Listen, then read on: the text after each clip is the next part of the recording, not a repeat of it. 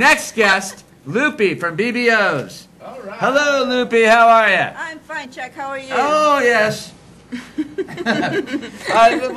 You're here to promote something, and what is it that you're here to promote, Lupe? We are here to promote our Pamper Our Caregivers Night for the Alzheimer's Memory Center, and I brought with me today Dr. Marcy Johnson. Doctor, welcome to the show. Thank you. Good to be here. We're talking Alzheimer's. Is that what we're doing? Are you an Alzheimer's specialist? I could say I am, yes. Okay. There's people that know a lot about Alzheimer's in the community. There's people that don't know hardly anything about Alzheimer's. Sure. And there's people that think Alzheimer's is one thing when it's actually something else. That's a good example, right? Yeah. Right. Tell the people what Alzheimer's is, please. In a nutshell, Alzheimer's disease is a neurodegenerative process of the brain that shrinks the brain, and there are a certain set of symptoms that people have: problems with memory, problems with judgment, knowing kind of where they are in the world. You'll hear people getting lost while driving. And the difference between Alzheimer's disease and dementia, because those are interchangeable terms oftentimes in the community, dementia is kind of the broad umbrella term of a variety of different symptoms. Alzheimer's disease is the most common type of dementia. There are many different types of dementia. So, what causes it, doctor? It is a disease. It's a disease process in the body. Hereditary disease?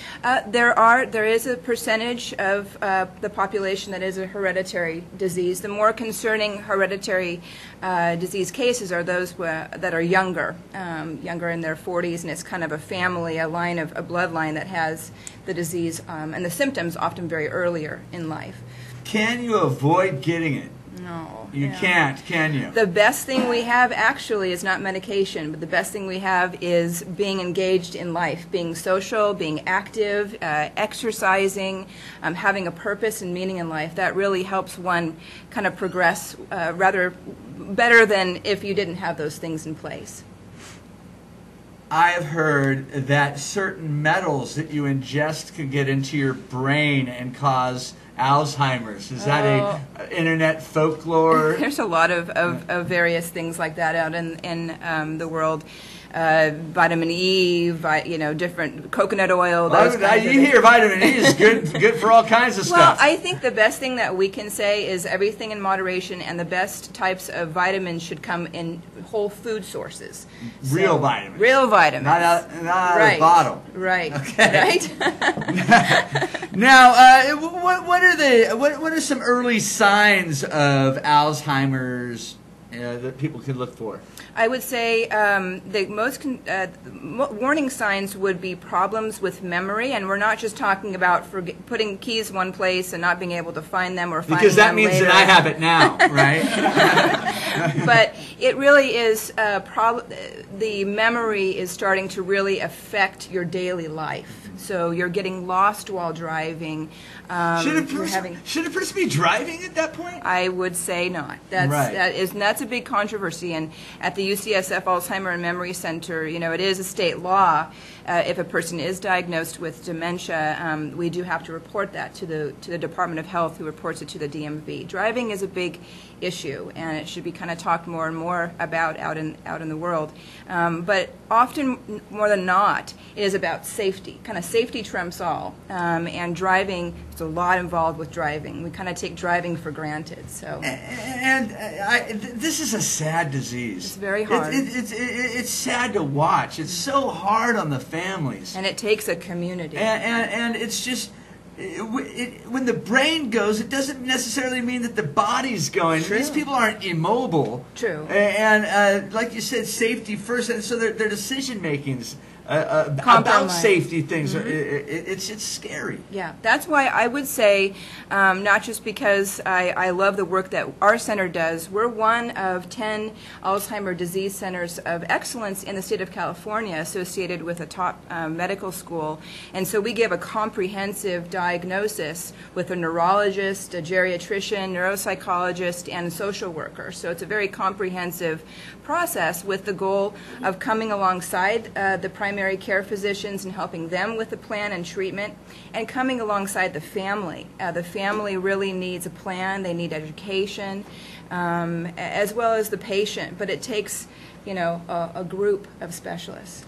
So you can't prevent it, but once you know they have it, you can treat it? Yes. So, well, I think what I'm trying to say is that earlier the better. If we can get a diagnosis, 50% of cases out there are not diagnosed.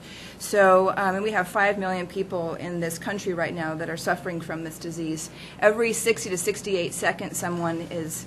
So earlier the better, because we can help with the plan. So people with Alzheimer's are sitting at home, and their friends and family are thinking that, hey, they're just getting old and nuts. Right. It's a right? very, very common. Senile. Sure. Or something. But it's actually Alzheimer's setting in. Well, I don't know. I mean, it just depends on, It could be. It could be. And so I think the most important thing that we could say about that is people need help. They need to get into their primary care physician or their whoever they trust and talk about that and start thinking about a plan. What about the family members? Because I think that the Alzheimer patient is not going to want to think that they have Alzheimer's, right? Sure. So the family members living with them possibly are seeing some strange things happening, and then you have to stop and say, well, what's best for this family member that I love? What can I do for them? And it's, oh God, it's got to be just horrible. Well, it is, Chuck. It's horrible. It's a sad thing, but you know what? When you love someone, you will do whatever you need to do to take care of that person. And I mean, we've done a lot, taking care of our loved one, making sure she gets to the doctor, making sure that she stays on a routine, that she gets out. And you know that we really put her out there. Everybody knows who she is. They love her every time they come and visit her at the store. They're giving her love. No matter what language they speak. No matter what it is, you know how she is. Well, I think you said a very important thing. This disease is a different language. It's Yes. about learning a whole new language with your loved one, and it takes, it takes people that can help with education. It takes loving, caring family members to come alongside. It takes a community that respects this disease. We don't want to talk about it yet. We don't really want to do much about it yet, but we are working towards that and kind of dispelling the stigma.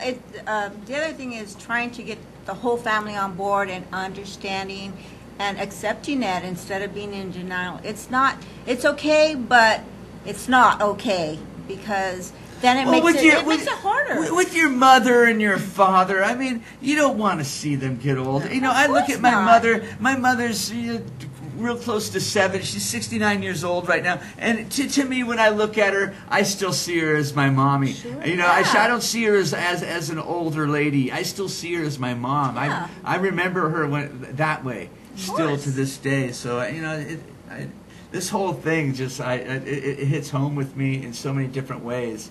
You guys are putting on a benefit for that. So let's talk about that. We're doing this Pamper Our Caregivers Night. So on Friday, November the 21st from 6 to 10 at the Hampton Inn off the 41 and Bullard, right? Herndon. Okay. We'll be doing a Pamper Our Caregivers Night, so that means we're putting this on for our caregivers, not for our loved ones, but for our caregivers, so they can go and get some pampering, because they need care just as much as our loved ones. It's a 24-hour-a-day deal. It is. So a little bit of a break, a little bit of pampering is going to go a long way with these people, so isn't it? they can come and get some free pictures taken. They can do some Christmas shopping. They can mingle with other caregivers. They can swap ideas. And you know what? There's also a support group that's very, very helpful. That's my second family. Going to those support group meetings, they have helped me a lot. Otherwise, I don't think Help you understand, Lupe?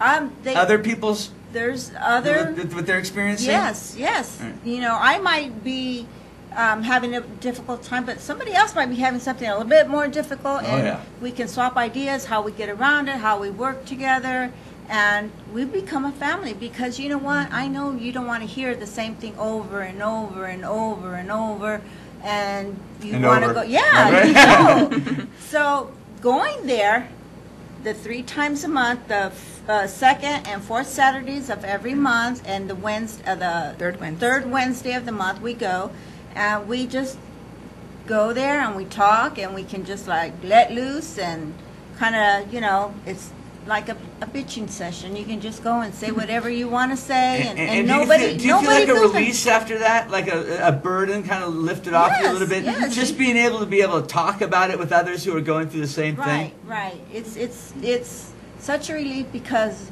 when you leave, you're like, oh my God, you know, I'm glad I got that out, and instead of you holding it in, because it does make you sick. Because it's frustrating, isn't it? It is. I mean, like I said, it's a 24-hour day job, but sometimes some hours are a lot more difficult than the others. Oh, yes. And especially if you get them out of their routine and they're not, it's a bad day for them, then it's going to be a bad day for you. So you need to keep them steady, keep them on that routine, keep them busy, keep them going. That way it's easier for you, you know. Make sure that, you know, that they're being out there active, especially if there's somebody that's already been used to being social. You know, we have our little social butterfly. Right? So, now, doctor, what kind of things do you do to keep a person that's in the early stages of Alzheimer's maybe not progressing so fast? You mentioned keeping them in the public and keeping their brains moving. Is that the key? Sure.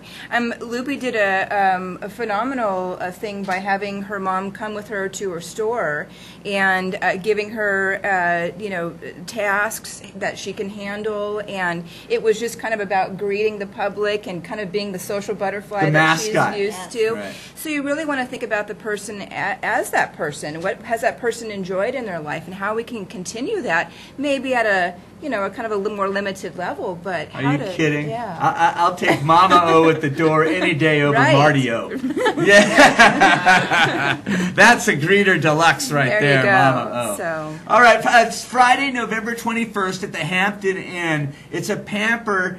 For the caregivers, a pamper night for the caregivers of people with Alzheimer's. That's really sweet. And it's free. I've had people calling me and saying, how much is it? What's the fee? How can I get my tickets? And I tell everybody, it's free. Come enjoy yourself. If you want to bring your loved ones, that's even good, because they also need to get out. So we want everybody to come. We have a lot of good things that are, a lot of beautiful pieces that we're going to auction off. We even have summer home to Cambria, that's for 3 days, so that'll be on the auction. There's a lot of good things coming in, jewelry. Is this the Friday after Thanksgiving? Friday the 21st. Or before. So that's the Friday before. So it's actually the Friday before the Friday of Black Friday. So okay. All right, Doctor, thank you very much for coming by. It's great talking with you. So much. Lupe, it's always good to see you. Chuck. You say hello to Mama O for me, please. Thank you. Or we can just say it right now, can't we? Hello, Hi, Mama O. All right, we're going to take a quick commercial break, and we'll be right back on The Buzz. Stick around.